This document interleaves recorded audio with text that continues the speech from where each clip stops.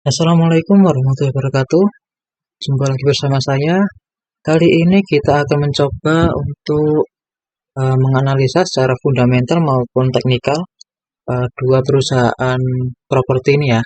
Yakni yang pertama Pakuwon Jati, yang satunya Ciputra. Oke, ini pertama Pakuwon. Kita langsung masuk ke sebelumnya kita lihat dulu mata uang pelaporannya rupiah dan pembulatannya ribuan. Oke, kita masuk ke laporan laba ruginya. Di sini Pakuwon Jati pada tahun 2024 kuartal 1 mampu mendapatkan penjualan sebesar 1,5 triliun ya. Ini mengalami kenaikan dari tahun sebelumnya yakni 1,3 triliun. Oke, naik 150 ya. 150 miliar secara penjualan. Oke, kita langsung masuk ke other income-nya di sini. Ini juga mengalami kenaikan ya, yakni sebesar 22 miliar ya. Oke, kita langsung masuk ke laporan laba ruginya, laba bersihnya. Untuk laba bersih Pakuwon Jati kuartal 1 2024 ini mengalami penurunan ya. Dari penjualan yang besar dari tahun sebelumnya, tapi untuk labanya mengalami penurunan daripada tahun sebelumnya. Oke, kita lihat aspeknya yang mempengaruhi penurunan laba. Ini di sini terlihat beban umumnya ini cukup besar ya dari tahun sebelumnya dan beban penjualan juga. Ini juga beban pajaknya cukup besar dari tahun sebelumnya. Oke, ini penyesuaian atas lainnya, komprehensif lainnya juga cukup besar ya. Ini merupakan faktor yang menyebabkan laba Pakuwon Jati mengalami penurunan ya. Oke, secara year on year Pakuwon Jati mengalami pendapatan bersih 330 miliar ya, yakni turun sebesar 260 miliar ya. Kita lihat secara Q-on-Q-nya untuk saham Pakuwon.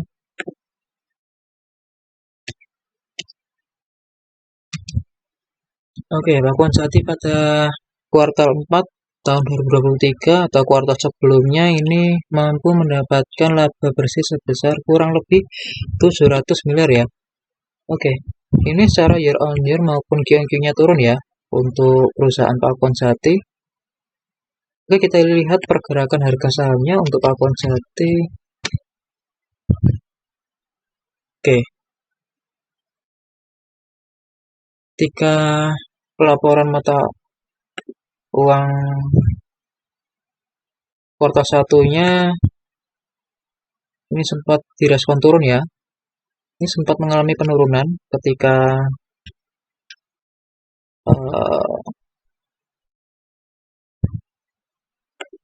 Oke, ini penurunan sebesar 6%, tapi sekarang mampu dikembalikan lagi di harga 392.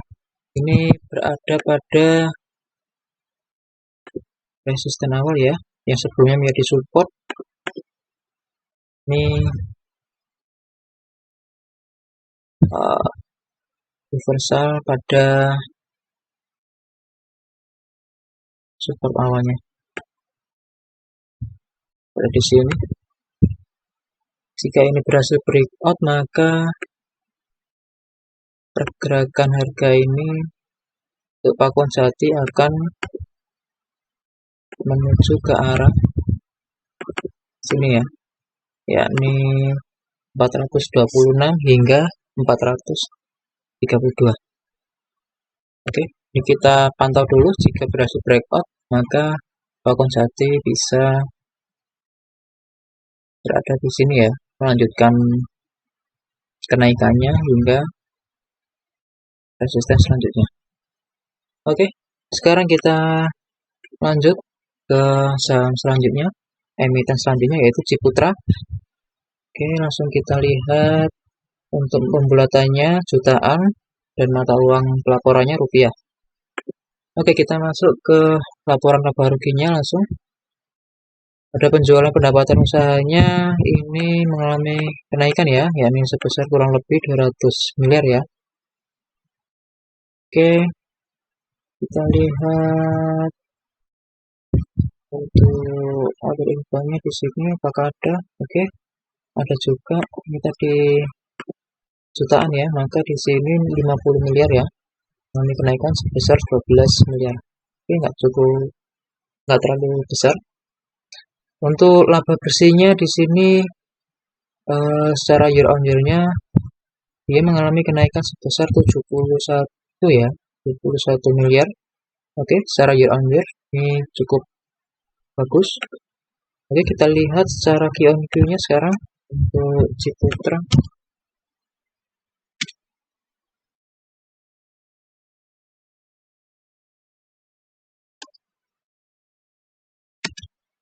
Oke, Ciputra pada kuartal 4 tahun 2023 mendapatkan laba bersih sekitar 700 miliar ya. Oke, 100 miliar dengan dibanding tadi yakni sebesar 70 miliar ya. Mengalami penurunan cukup besar ya ini ya. Dari 700 ke 70 miliar. Ini saham-saham properti lagi merosot ya. Tapi secara year on year ini mengalami kenaikan, tapi secara Q on Q dia turun. Maka kalau ada kasus seperti ini, untuk kenaikan harga sahamnya, ini kesempatan untuk penjualan ya, jika mempunyai harganya.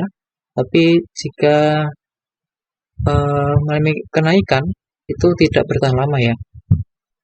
Oke, kita langsung masuk ke pergerakan harga sahamnya. Untuk saham Ciputra. Saham Ciputra pada penerbitan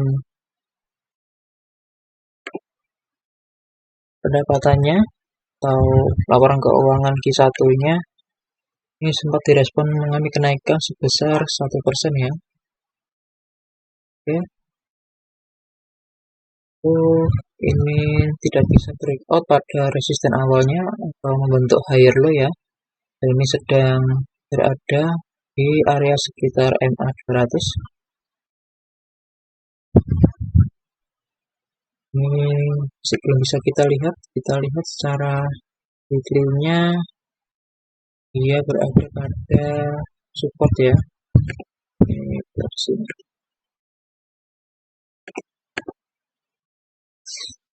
Support awal ke support terdekatnya jika mampu breakout maka Ciputra ini akan melanjutkan pergerakannya di area sini sekitar 1225 hingga 1250. Jika tidak mampu breakout maka Ciputra akan berada di area sini ya. Ini yang kedua yakni di area sini.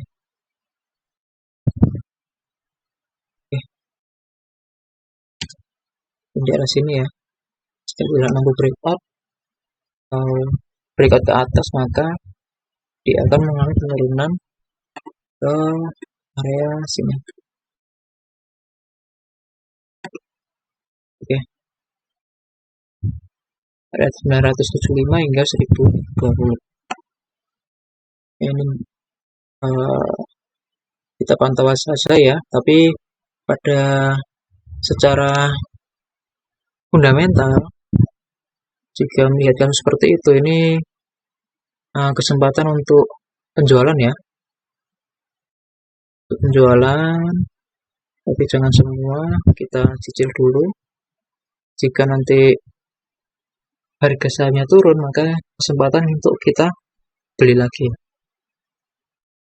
karena secara Q on Q-nya dia turun besar dan year on year-nya dia hanya naik sedikit ya daripada Q on Q-nya.